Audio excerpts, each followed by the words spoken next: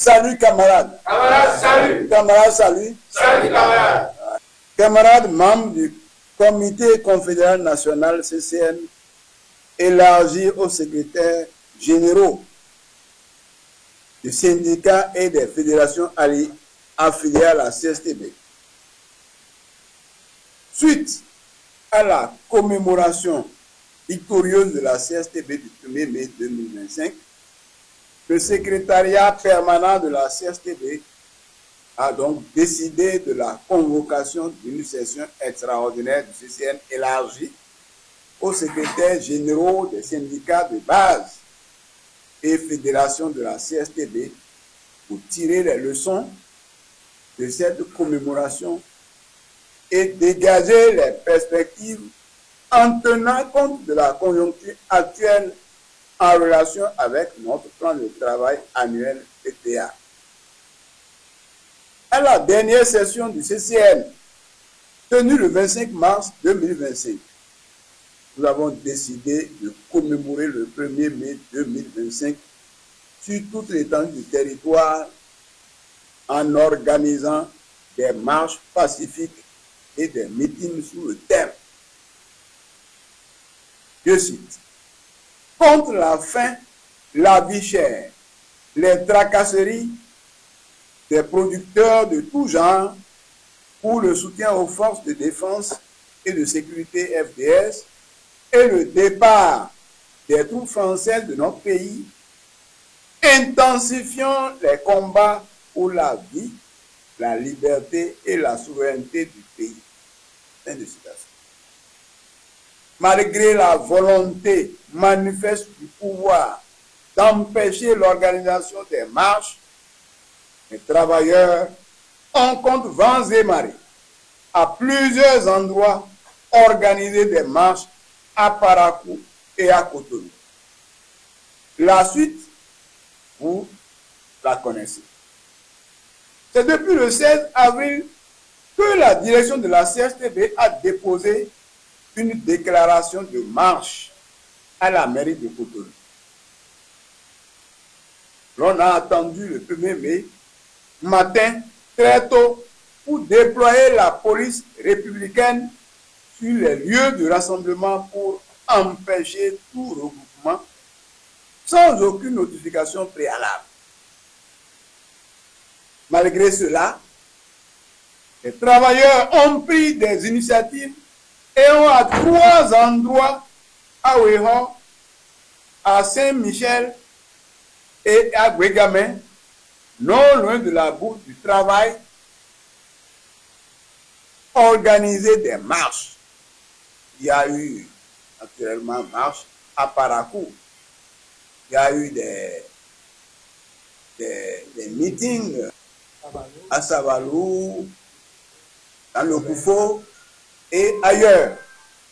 Après ces différentes marches, les manifestants se sont rendus à la bourse du travail pour le meeting de commémoration où les différentes déclarations étaient en train d'être lues quand la police républicaine, conduite par le directeur départemental de la police républicaine littorale, le commissaire André Dalokonon, a fait irruption dans la cour de la bourse du travail pour obliger les travailleurs à rejoindre le hall de la bourse. La police a poursuivi les manifestants jusque dans le hall et dans les bureaux pour violenter et kidnapper les travailleurs, y compris le SG Naini Kassamampo, qui a été aussi violenté, arrêté et sorti de son bureau Manu Militari.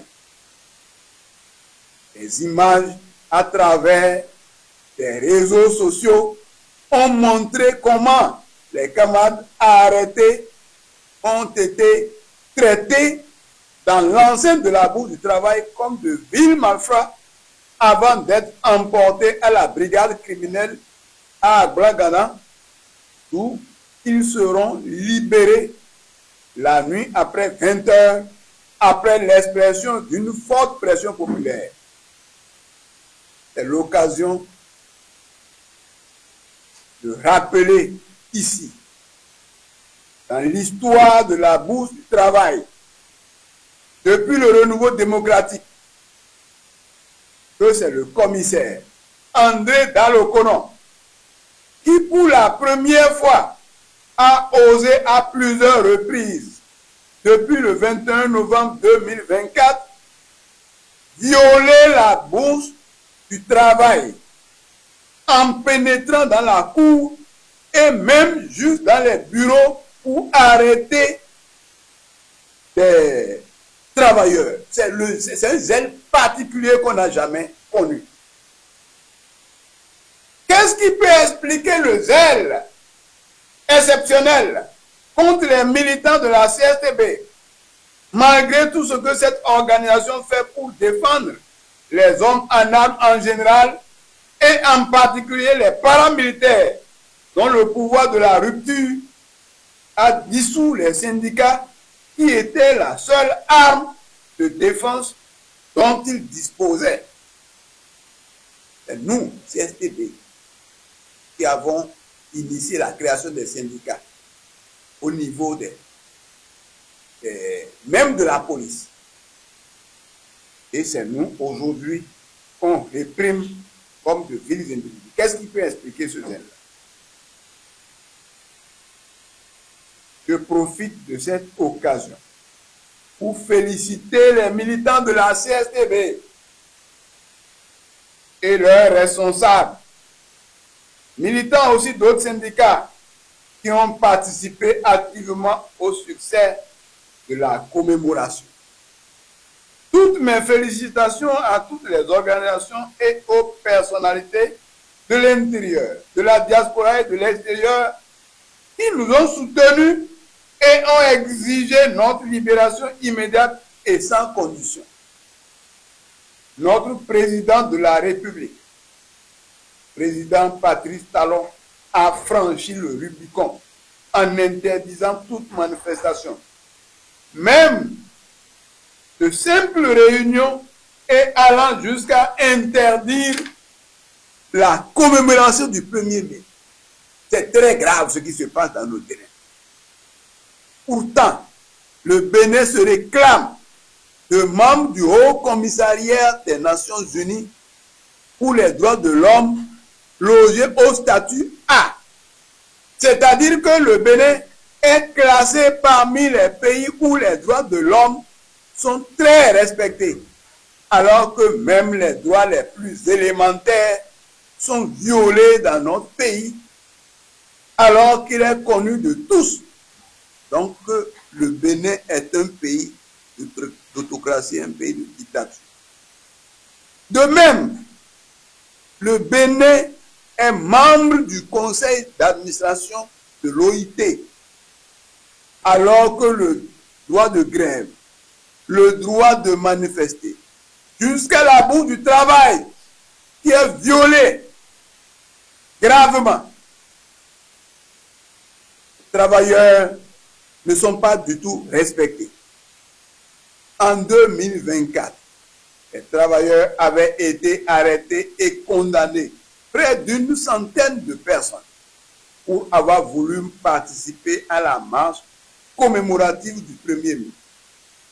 Cette année encore, nous subissons le même sort.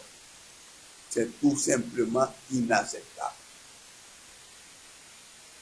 En me référant à ce que nous vivons, chers camarades, sous le pouvoir de la rupture, et à ce que nous avons vécu sous d'autres pouvoirs. Rappelez-vous, nous avons eu aussi des chars ici à la bourse du travail sous d'autres pouvoirs. Il devient impérieux pour les travailleurs et les dirigeants que nous sommes de nous intéresser à la gestion politique de notre pays, où les libertés sont mises dans les fers pour nous imposer la faim, la vie chère, la prison, l'exil et la mort. Regardez comment on est en train de tuer nos frères, nos enfants dans le nord là-bas. Nous devons donc nous lever pour défendre nos droits et œuvrer à ce que ceux qui doivent gouverner notre pays soient des gens qui proviennent aussi des travailleurs, qui doivent être à l'écoute des travailleurs pour la satisfaction de leurs revendications. Parce que l'affaire politique, là, c'est pas seulement, on ne va pas laisser ça à une catégorie de gens. Nous nous battons, les gens viennent, je ne sais où, et ils viennent, ils nous sacquent. Nos revendications sont foulées aux pieds. Et on dit budget, on attend la veille, on nous envoie le budget, et puis rien, finalement. Nous devons nous intéresser à la vie politique de notre pays pour ne plus être mis à l'écart. Nous devons être à l'Assemblée, nous aussi désormais. C'est donc en vous rappelant ce contexte que j'attire votre attention pour que notre lutte se poursuive à travers la multiplication des manifestations un peu partout pour la satisfaction de nos revendications. Nous restons tranquilles si nous n'intensifions pas la lutte, si nous ne nous organisons pas pour multiplier les manifestations, nos revendications n'auront pas de suite. Ce sont donc sur ces mots que je déclare ouverte cette session extraordinaire CCN élargie. Je vous remercie.